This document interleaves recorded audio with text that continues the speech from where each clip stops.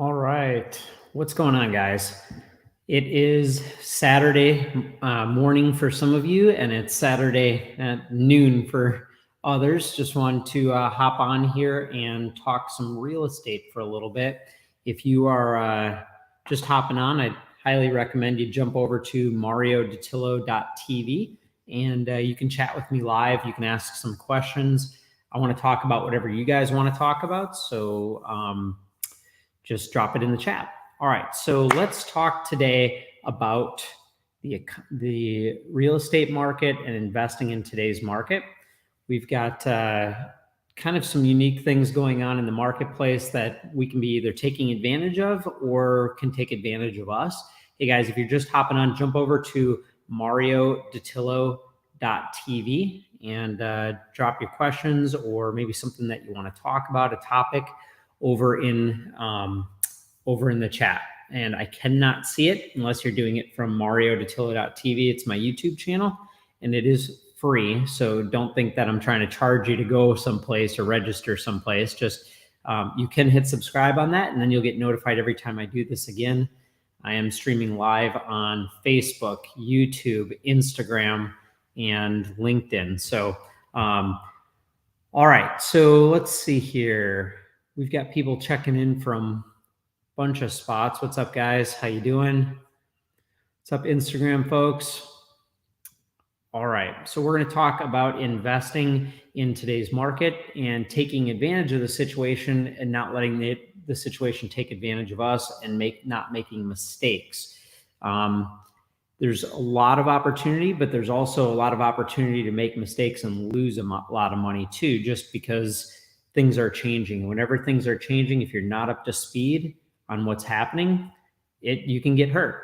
But I tend to look at the opportunities and ways that we can get into deals and make great investments whenever there's volatility or there's changes happening. All right, so let's get started. If you're not already, jump over to mariodattilo.tv and watch it over there. You're going to get a better stream there, but also you can chat with me live. And in that case, I can actually talk about whatever you want to talk about and answer your questions too. mariodattilo.tv is my YouTube channel. So a couple of announcements or a couple of heads ups, I should say, not announcements. It sounds too formal.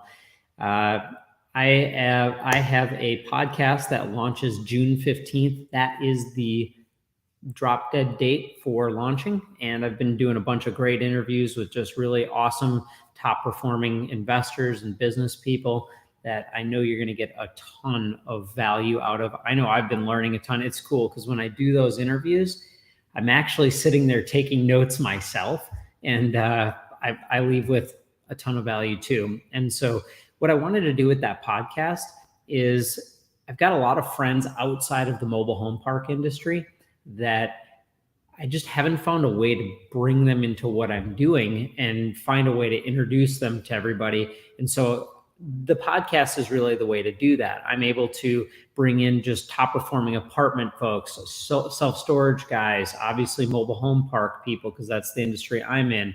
But I've got a guy who was on a Flipping Boston, so a TV show. I've got, let me think here.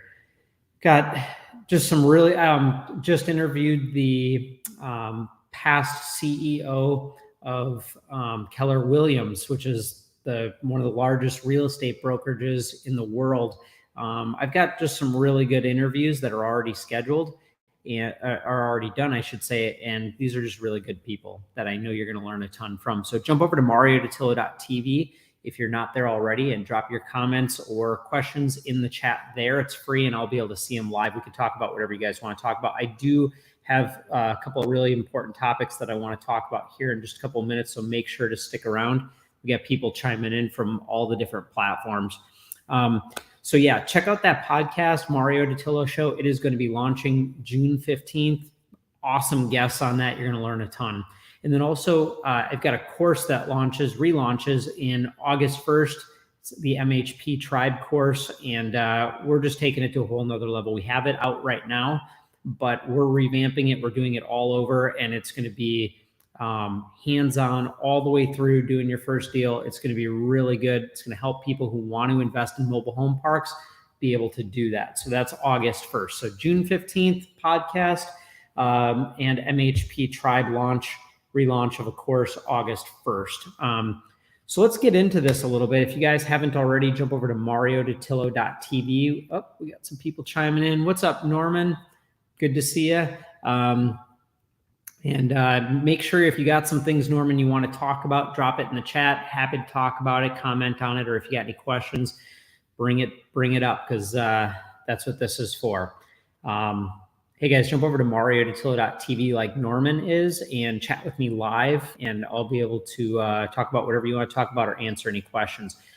So let's talk a little bit about investing in today's market. It's definitely changing. There's things that are happening that I haven't seen happen in years. What's cool is I've been investing for about 2015. 15 years, not 2015. I've been investing in commercial real estate since 2015, but I've been investing in real estate since about 2008. And so I've kind of seen how markets change. And I remember kind of the wobbly markets back in late 2007 and 2008. My dates are all off. I guess today it's Saturday.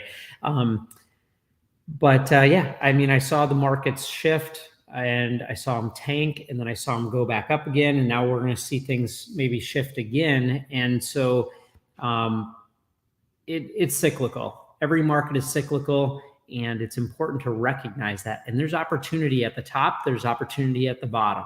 And right now we're definitely at the top, and things are getting unique. We're starting to see lenders obviously tighten their financing terms. We're seeing interest rates tick up. We're seeing some more motivation in the market, which is pretty cool. I've had more motivated sellers come to me in the last, call it 45 to 60 days than I've seen in a very long time. And so now is the time to take advantage of that. There's really 5 different things that you need in order to be able to take advantage of this market. And it's number 1, knowledge. You've got to have knowledge. You got to understand what you're doing. You got to be studied up. And whether it's, taking courses, whether it's reading books, whether it's getting on bigger pockets, or if it's, joining masterminds, whatever it is, you have to have the knowledge to be successful. If you don't, you're going to get hurt, or you're not going to find any deals. So you got to sharpen the axe. You got to get the knowledge. You got to understand what you're doing. And that means you got to have your strategy down. You've got to have your valuations down. You got to understand how to value investments, whether it's real estate or other things. You got to know what something is worth in order to make good investments. And then also markets. You got to know what's going on in the market. You got to be tracking it. But also you got to know what markets you want to invest in. For some people, they say, hey, I want to invest in my backyard. Or others will say they want to invest in a certain market because it's got growth going on. Some will invest all across the country and then study up on that individual, close geographic area to a property when the deal comes up, which is what we do. We don't say, hey, we only want to invest in these 2 markets and farm those markets. We look at deals across the country, and then when a deal comes up, we investigate that market and decide if we want to invest there. But you got to understand how to research markets, and then also you need to know the risks. You got to understand the potential downside in any investment. And so number 1 thing that you need to know or need to have when investing in today's market is knowledge. Okay. From there, you got to have deals. So you got to know how to market. You need to know how to have the leads coming in. You got to know how to find opportunities, put it that way. You need to be able to find the opportunities. And then from there, you need to source those deals in the sense of you've got to be able to convert those leads into opportunities. Then you got to know how to evaluate those deals. All right. So we talked about valuations, but you got to know how to, number 1, analyze a deal, do due diligence on the deal. And then from there, you've got to recognize whether it's a good opportunity or not. So just because a deal comes to you, just because the seller sounds motivated, whatever, doesn't mean that it's a good opportunity. And so you've got to be able to discern, what are my risks in this and what are my opportunities? Is this a deal I want to pursue? Typically brokers offering memorandums and things like that will always tell you how awesome an opportunity is. But until you can evaluate it yourself and analyze that deal yourself, you're not going to know if you should be buying it. And you can make some big mistakes if you don't know how to do that. Hey guys, jump over to Dattilo.tv. We're talking about investing in today's market and some things that you need to know. But I want to also hear what you guys want to learn. If you guys want to talk about something, just drop it in the chat over at Dattilo.tv, which is my YouTube channel. And also, if you have any questions that you want me to answer, I'm happy to answer them over there as well. Dattilo.tv, it's free. It's my YouTube channel. So from there, let's talk about, so we talked about a couple things that you need to know or have while investing in today's market is knowledge. And then we talked about deals. Okay. And if you missed the beginning of that, after I'm done here, this will be recorded so you can go back and watch what I was talking about if you're just chiming in now. Third thing you need is capital. Okay. I know that people talk about investing with no money down and all that kind of stuff. In commercial real estate, you typically need some sort of capital, okay? Even if it's just your earnest money and your due diligence costs, typically buying commercial real estate of any type is going to cost some money to get into that deal. Our last deal, we had about $18,000 in due diligence costs, and that's mostly third-party reports, traveling, I'm just trying to think what else we spent money on. We had some contractors do some in-depth research on some mechanicals at a property. We had some legal costs that went into that. And so it's going to cost you real money to do due diligence on these assets. So you got to have some capital, but typically you need down payment money as well and improvement dollars. And that money's got to come from somewhere. The best part about that is it doesn't necessarily need to be your money. Okay, so you need access to capital, but it doesn't necessarily need to be your cash. All right.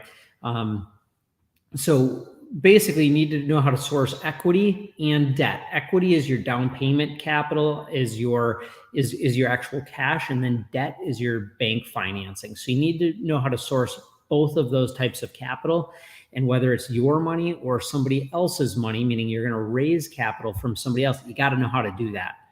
And then, so we've talked about investing in today's market. You need to have knowledge, you've got to have deals, and you've got to know how to source capital. What's up, Aaron? Good to see you, man. Aaron just chimed in on Dattilo.tv, which is the YouTube channel. He said, what's the typical percentage? What's the typical percentage of down payment required, and how do you source equity? Oh, man. All right. So great questions. Let me answer those. Good to see you too, Aaron. So first question, this is perfect timing. And this is why being live over on Dattilo.tv is great, because as I'm talking about this, you can ask in-depth questions about each one of these things that I'm going through. So typical down payment is going to range depending on the type of, or the quality of property and the type of lender you go with. So let's talk mobile home parks, just because it's something that a lot of you are involved in. But this is going to be similar to any commercial real estate type that you're looking at. So a stabilized property that's getting financed through some sort of institutional debt is like agency debt, which is like Fannie Freddie, CMBS, or life companies. You're gonna range on down payment anywhere from 70 to 80% loan to value, which would be 20 to 30% down. If it is a turnaround property or you're financing it from a bank, you're typically going to be 65 to 75% loan to value. And if you structure it correctly, you can actually get the lender to finance loan to cost, which is not only your purchase price, but it's also your improvement dollars with banks, and both local and regional banks. So it just depends on the condition of the property, what you're trying to do, and the type of lender that is financing it. And then you also said, how do you source equity? All right, so you can source equity either through your own source. You can pull out equity of, and when we use the word equity, we're talking about cash, okay? Down payment money, improvement dollars that are coming from you or your partners. It's not coming from a bank, all right? So ownership capital, not debt or lending capital that gets a lien. So typically equity capital is going to take ownership interest equity in the deal, right? Where a lender is going to take a lien on that property in return for putting up the money. So let's talk about this. How do you source equity? Either from your own accounts or you can pull it from retirement accounts, you can pull it from your savings, you could actually pull out lines of credit from other real estate or other assets that you own. But then if you don't have that, you can also raise capital from other investors or partners. So you can either do general partnerships where you have other active partners in the deal and you guys all bring your money and work into the deal, or you can bring in limited partners, which are going to be purely passive investors. And when you do that, you got to be really careful because you need to make sure that you're following securities law. All right. So, which means you've got to get a securities attorney involved, and they just draft a private placement memorandum, which is a securities disclosure document, basically, that discloses all the risks and everything to your investors. And so people get really afraid when they hear, securities law, they hear SEC, they hear all that stuff. And so what they try and do is they try and figure out ways to skirt that and try and create fake general partnerships and all this other stuff. And it's just stupid. It's really unnecessary risk. It's not needed. And yes, there is some cost involved with hiring a securities attorney and putting together an offering, but it's not that bad. And it's really not that hard to do. And it's well worth it to follow the laws. So if you're going to raise private capital from passive investors that are not legitimately involved in the deal with a managing role in the deal, you need to get a securities attorney involved. So not trying to preach on that for long, but great questions, Aaron. And Aaron's a rock star. He actually is a very well-known web developer that does mobile home park websites for a lot of large mobile home park operators. He's done several websites for me and working on another one right now as we speak. So thanks for getting on, Aaron. Thanks for asking questions. If you got any other questions, hop on and drop them in the chat. All right, so back to what I was talking about on investing in today's market and the things that you need. You need knowledge, deals, and capital. If you missed any of those, when I'm done here, go back and watch the recording because I went through each one of those, and obviously I don't want to hold everybody up and keep repeating because people are chiming in at different times. Aaron said, well said. That was insightful and helpful, Mario. Hey, no problem, Aaron. Thanks for jumping on. Guys, if you got questions or want to talk about anything, jump over to Dattilo.tv and chat with me over there. Drop questions or topics that you want to discuss. So investing in today's market, you need knowledge, deals, capital, credibility. Credibility is one thing that takes a little bit to get put in place. And I'll give you a little trick here in a minute on how to tap into this credibility if you're just getting started. So with credibility, that means you need to build up credibility with banks, investors, and sellers. And the way that you do that is through your balance sheet, okay? Through your balance sheet, through your credit, through your track record, okay? And so what's important is that all three of those things are in place. Balance sheet, I'd say, is take some time to build up. So that's going to be your cash, your assets owned, and all of that. Your credit is let me just rephrase that for the balance sheet. It's your net worth, okay? It's your net worth and liquidity. And lenders really want to see that you're qualified financially to make investments, okay, for them to back you. Other investors also want to see that you are not just, what's up, Mermaid Realtor? Good to see you. She's on Instagram. Jump over to Dattilo.tv and chat with me. Let me know what you want to hear about as well. So lenders, investors, they want to see that you've got a good balance sheet, that you're established, and that you're able to take down the transaction and that you're stable. If they think that you can barely pay the bills right now. They don't want to lend to you on other deals, which could potentially be pulled down by, a weak balance sheet. Secondly, they want to see credit, and credit is something that we're all much more familiar with. You've got to have reasonable credit. If you've got low credit score, typically banks are not going to be really excited to lend to you. Now, on commercial real estate, your credit score typically doesn't have as much weight as on a residential transaction, because on a residential transaction, they're looking at you personally a lot more than a commercial transaction. Typically, commercial lenders, especially cash flowing commercial real estate, they're looking at the property, and then you're kind of a backup plan for them to collect if the collateral isn't sufficient. And then also, so credibility, you need the banks to be on board, investors to be on board, and sellers. Sometimes investors will ask you about your credit situation. If you've got any serious credit issues, you should disclose that to your investors up front, just so they know what they're getting into and who they're partnering with. But great thing about credit is you can work on it and you can improve it. And then from there, credibility. Credibility through track record is the hardest one to build, because you actually have to do deals. And I'm going to tell you right now, there's a bunch of people out there talking about doing deals, selling courses, trying to be gurus that have really no track record or very limited track record. They've done a few deals. They've never really been through the fire. They've never been through down economies or down markets. And I'm not trying to insult those people or talk bad about them, but you just need to know that when you're taking advice from people, you got to get advice from people who have been there and done it and really have built a portfolio and have done a lot of transactions, because that's experience is how you learn. So textbook, you don't want to learn from people who have basically learned through textbook, right? So, but talking about credibility with investors and bankers and sellers, you need to have a track record that you can show them, hey, these are the deals I've done.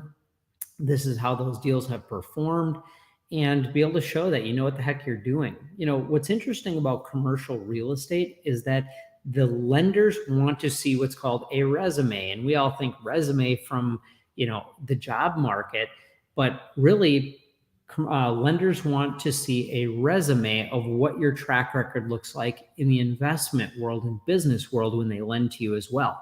So they are going to ask that. And if you're brand new and if you've never bought any commercial real estate before, you can always use other areas of expertise to kind of show that you're at least a credible professional. But one little trick here that I can give you about taking advantage of, or that you can take advantage of, that is going to give you credibility and that track record, is by partnering or teaming up with other experienced people. And if you guys got a deal that you want to take down and it's maybe above what you've already done and you need a good credible partner, hit me up. I'd consider partnering with you and co-sponsoring the deal with you. And you can do that. You can partner with other investors that have built portfolios and have the track record, bring them into the deal, and then show that to the bank that, hey, it's not just me, it's this other operator that has the track record that you're looking for. So it doesn't have to be your track record. It has to be someone in the transaction's track record. And so you can take advantage of that, partner up with other people, or potentially bring on third-party management companies that have a great track record too. I know when we got started, we didn't have the track record buying mobile home parks. So what we did is we had another manager that we brought on. We used our track record in the single family investing world along with the management company's track record, and we put those together, and the lenders were cool with it. So there are ways to get around that. I don't want you to feel like you can't do deals without a track record, because everybody starts from somewhere, right? So just talking about, hey guys, jump over to Dattilo.tv, drop in the chat if you got any questions or you want me to talk about anything. Right now, we're talking about investing in today's market and what you need to be successful. So we talked about knowledge, we talked about deals, we talked about capital, and we talked about credibility. All right.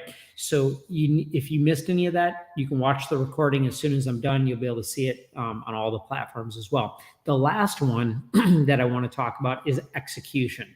All right. A lot of people have knowledge. They've got the balance sheet, they've got the deals even, and they've got the capital and the credibility, but they just don't know how to execute. And so the problem with that is without the execution at the end, all the other stuff doesn't matter. Let's see here. We just got a message. Paul, what's up, man? Good to see you.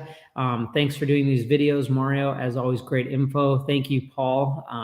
Good to have you on. If you got any questions or anything you want me to talk about, just drop it in the chat. We're over at Dattilo.tv, which is the YouTube channel. If you want to jump over like Paul and drop in the chat, I'm happy to talk about whatever you guys want to talk about. Good to see you, Paul. And hope to talk with you. Actually, he's on LinkedIn, so I don't know how that message is coming through, but I'm glad it is. And then also Norman said, that's exactly what I'm trying to do. Where I'm struggling is fighting the temptation to buy one on my own first. Thanks, Mario. Hey, good point, Norman. So, what's important here is that I'm not telling you to not do deals on your own. Okay, so I want to be clear.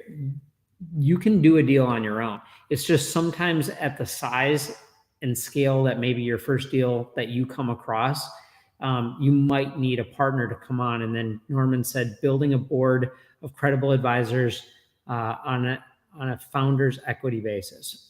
That's cool, man. That's really cool. Yeah, I mean, if you can get investors to partner with you and bring in not only equity, but also bring in experience and track record and all that other stuff, that really, really helps. But I don't want you guys to think that you can't do a deal on your own.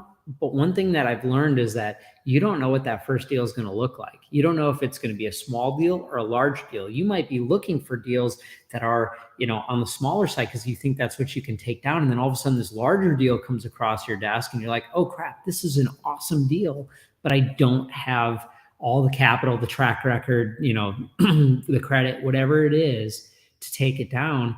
And so that's where you might want to loop in or bring in somebody who's got what you need. And so make sure to keep that in the back of your mind. And Norman, I mean, if you need any help, hit me up, man. I'd love to look at some deals with you and potentially partner with you if you've got something. So we talked about knowledge, deals, capital, and credibility, and now it's execution. Execution is confidence. You've got to have the confidence to do it. All right. You might have all the other keys, but just that confidence to write that offer, to execute that contract with somebody and move forward. A lot of times people get the jitters at the last minute. They get scared because it's the first time that they're doing something and they're just not ready for it mentally. And so you've got to build up that confidence. And a little trick that I learned about confidence and how to build up confidence, Ed Milet, I don't know if you guys know who he is, but if you don't, you really should check out his podcast. Just an awesome dude. He talks about building confidence by making small promises to yourself and then keeping them. And as you keep those promises, you start to build confidence because you know that you can execute on what you said you were going to execute on. And you start out really small, thinking things like, I'm going to wake up at this time every day. Things like, I'm going to make my bed when I get out of bed every morning, or I'm going to make 3 calls a day, or whatever that is in your business. It's making small promises to yourself, writing them down, and then keeping them. That starts to build up confidence that you can execute on whatever you do. And so as you do that and you keep those promises, you start to make larger and larger promises to yourself. And by doing that, you've executed a larger and larger level, and that builds confidence. So that's really helped me and other people. So hopefully you guys will take advantage of that. And then also you need to be able to execute with a team. And Norman just brought up a great point. I'll bring that back up on the screen. He said he's building a board of credible advisors. And so really what you need to do is you need to have your team in place. You got to have your attorney. You've got to have your title company. You've got to have your lender. You've got to have, I'm just rambling these off, but you've got to have people on your team, whether they're partners or contracted folks, to help you put these transactions together. So that's part of execution on deals. And then last, you've got to have the skills. Now, what's interesting about skills, they can be developed. But there's also things that some of us will never want to do. For me, I'm not a good analyst. I know how to underwrite deals really well, but it's not something that I enjoy doing. just like management, property management, I don't like operations. It's just not my skill set.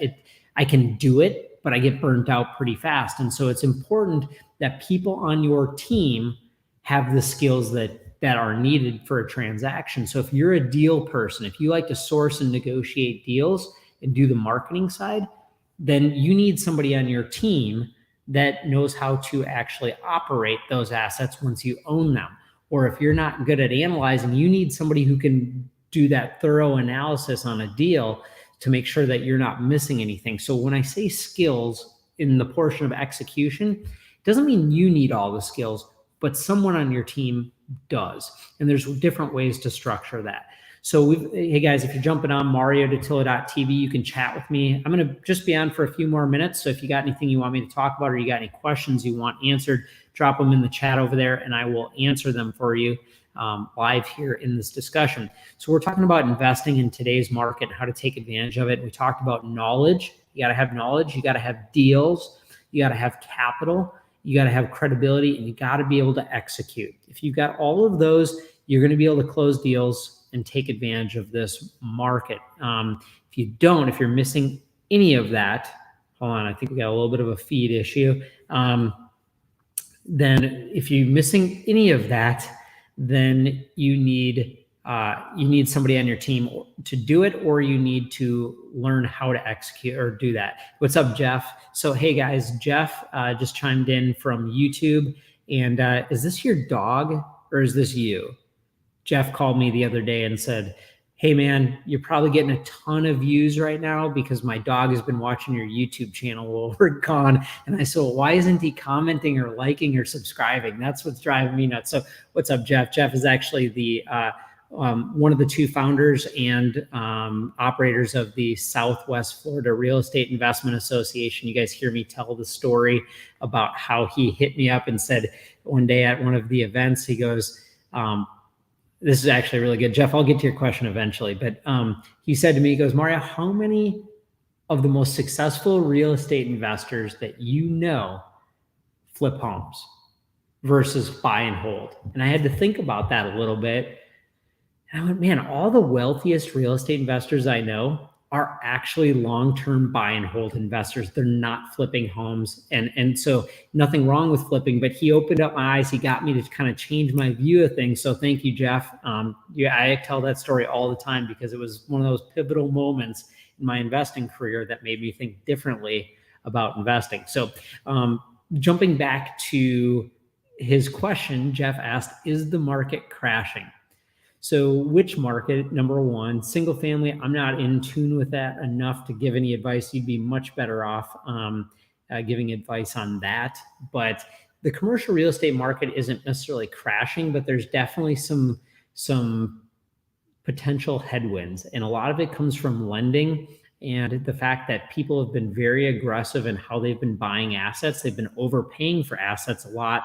And they've also been using very short-term aggressive debt, like bridge loans. A lot of people, especially in like the apartment world and even mobile home parks and storage and other property types, they've been using like bridge loans for 2 years, interest only, and they aren't going to be able to execute on their business plan, or even if they do, with interest rates going up and cap rates going up, they may not be able to get out of that loan with the long-term debt that they were planning on the back end. So I think there's going to be some opportunities. Is it crashing right now? Not that I'm seeing, but I am seeing some opportunities in the commercial real estate world. So great question, Jeff, and good to have you on. He followed up with a couple others, and Duncan, I see your question as well, so I'll get to that in a second. Yeah, Jeff said, I have knowledge. One out of 4 is not bad. Yeah, you got a lot of knowledge. You got all those, man. Jeff is a rock star, and it is me. Yes. Okay, so his dog is not commenting for him. And the dog. Oh, you've got the dog there too. Cool. So I guess Jeff's dog is one of my favorite subscribers and is watching all my episodes lately. So thanks for the support, Jeff, and your dog. Also, we got Duncan, Florida. We've got Dan here. He said, I am doing my first small trailer park. Plan on using cash How available is financing for additional purchases or to refi? One or two of the units may have missing titles. All right, so good stuff. This is why I love doing these lives, because you get real life situations, people buying things that we can talk about. So guys, if you got questions or want to talk about anything, jump over to Dattilo.tv and chat with me live, so that I can talk about whatever you want to talk about or answer any questions. So Duncan's question, super good. You're buying it cash. So the cool thing is you've got access to capital, and that's one of the 5 things that I said you need in order to be successful in investing in today's market. So you've got the capital and you're wondering about the financing. So not sure, if you want, you can drop in the chat again how many lots we're talking about roughly. That'll help me maybe get really honed in on this transaction specifically. But typically under a $1 million loan amount, you're going to be going through a local or regional bank, and they are going to be financing it versus an institutional lender. Okay. There is plenty of bank financing and institutional lending for mobile home parks. So let's just talk what terms might look like for something of the size of park that you're talking about. If it's under $1 million loan balance, you're probably he just responded 9 lots. Okay, cool. So that's good. So it's going to be under $1 million loan on that. You're probably going to get anywhere from 70 to 75% loan to value. You might even be able to get that lender to do loan to cost, which means they might even finance some of your improvement dollars. One thing that I'd tell you is that if you're going to be working the local bank market and trying to reach them, just make a huge list of all the lenders, call all of them, only work with banks who already have financed mobile home parks and have an appetite for them. Don't try and convince or educate a bank on our property type. It's a waste of time. There are banks out there with an appetite. So just hit them all up and sort through them and figure out which ones want to lend on mobile home parks. So the one thing that's interesting, so we talked about like 70 to 75% loan to value. We also talk about amortization. You might be able to get a little bit of an interest only period for the first year or something like that if you've got an improvement budget or you got a lot of CapEx that you're doing at the property. But also your amortization is going to be anywhere from 15 to 25 years. But really, if you're working with a competitive bank that really wants to be in the mobile home park space, they're going to be at 20 to 25 year AM. All right. And this is obviously as of June 4th, 2022. So, if you're watching this 6 months from now, then yeah, the terms may have changed. But there's tons of financing options on the small end. On the larger end, so $1 million plus, or on the stabilized properties that are $1 million plus for a loan balance, yeah, there's Fannie and Freddie loans. There's CMBS, which is like conduit loans. And then you've also got life companies. So we just refinanced a property with a life company just recently. We've done a couple of those. Most have been CMBS, but agency lenders are in the mobile home park space. There's going to be different quality levels that each lender is going to be looking for. You can check out on my YouTube channel. I've got a whole video on the different types of lending for mobile home parks, and all the different, everything that you want to know is on there. So check that out. And I can even introduce you to a great lender in the space. Typically they're going to want to finance larger stuff, but I can definitely make that introduction for you. So super good question, Dan. Let me see, was there a follow-up? Yeah, the title side of things. Yeah, I wouldn't worry about that. I mean, you want to get as many titles as you can from the seller when you're buying it, and you need to know which homes don't have titles. But what you can do is you can either get a duplicate title, and hopefully the seller is still on title, because then all they have to do is you get a duplicate title, they sign it over to you, and boom, it's yours. Otherwise, if there isn't a duplicate, if you can't do a duplicate title, meaning the title's in the name of somebody that you don't have access to, then you'd need to file for abandonment. And what that takes is there's a whole process behind it, and each state is different. They'll basically just like if somebody left a car in your yard, you could file for an abandoned vehicle in your yard. It's the same thing. You just file for abandoned title on the home. They issue a new title in your name, and then you can go and rehab it and sell it or whatever you want to do. So missing titles isn't the end of the world, but it is definitely a headache. Okay, so you want to get the titles from the seller when possible, and you want to know the status of those titles. So it is costly, it takes time, but it's not a deal killer by any means. So super good question, Dan. Thanks. If you got any follow-ups to that, hit me up. Go ahead and drop it in the chat. Let me know. Thanks, Jeff. He said, keep grinding, brother. I appreciate the support and love what he does. He's got a fund that invests in land, but also he runs the Southwest Florida Real Estate Investment Association and has a brokerage company. So good friend. So, all right, guys. So we talked about investing in today's market. We've got knowledge, we've got deals, we've got capital, credibility, and the ability to execute. And you're welcome, Dan.